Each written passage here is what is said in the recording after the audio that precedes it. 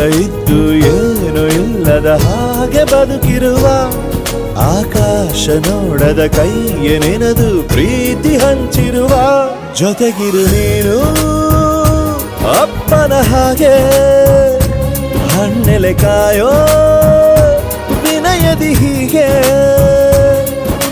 ನಿನ್ನನು ಪಡೆದ ನಾವು ಪುನೀತ ಬಾಳು ನಗು ನಗುತ್ತಾ ಬೊಂಬೆ ಹೇಳುತ್ತೈತೆ ಮತ್ತೆ ಹೇಳುತ್ತೈತೆ ನೀನೇ ರಾಜಕುಮಾರ.